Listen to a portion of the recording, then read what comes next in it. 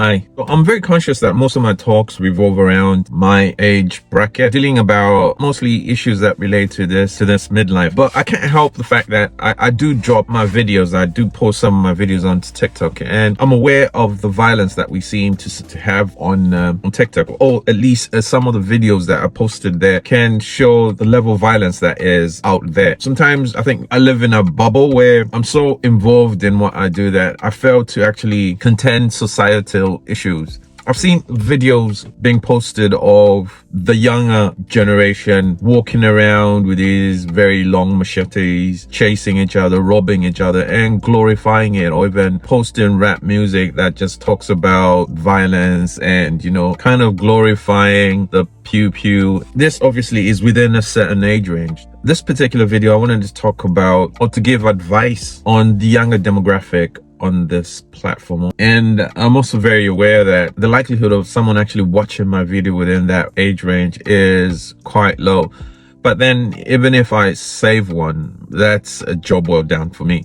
One of the other things that are quite notable is that coming out of Notting Hill Carnival, something I was talking or having a conversation with my son was that Notting Hill Carnival every year is guaranteed to have some form of violence or murder, guaranteed for sure. So I wanted to kind of advise the younger generation with regards to living.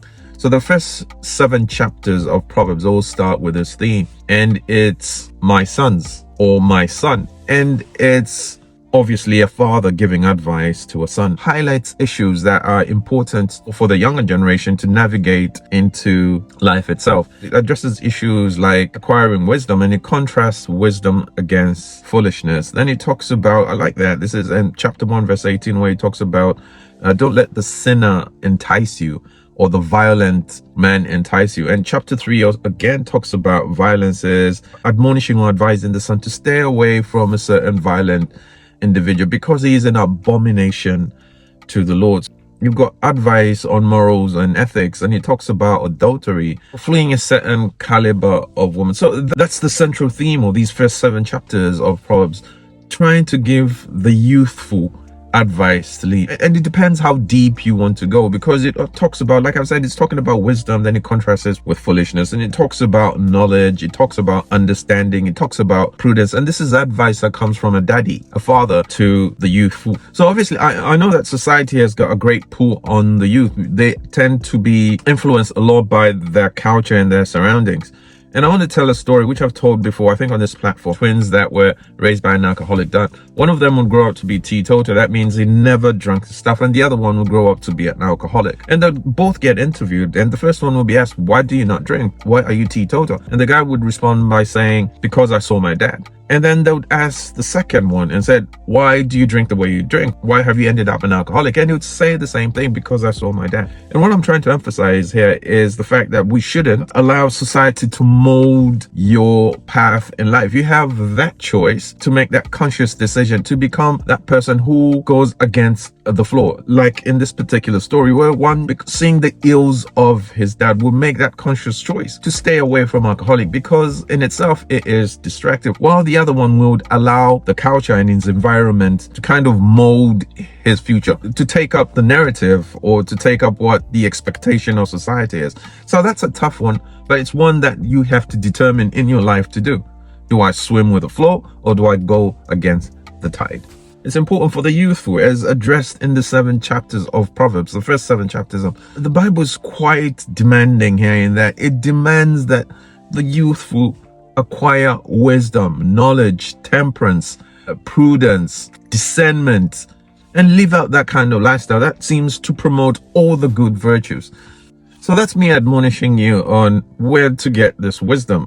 It's abundant in the scriptures. The book of Proverbs says the wise choose their friends very carefully. So who you associate with is important as well. And I've quoted Proverbs 1:10, which, my son, if sinners entice you, do not consent. Or Proverbs 3:31, do not envy a man of violence. So it's literally choosing the company that you keep. And just to reiterate how God values this, he includes it as part of the 10 commandments. Commandment number 5 happens to be honor thy father and thy mother, so that it may go well for you in the land that the Lord gives to you. The 5th commandment shows you the societal impact of the youth honoring their parents. So what I'm addressing here is the norm and not the exception.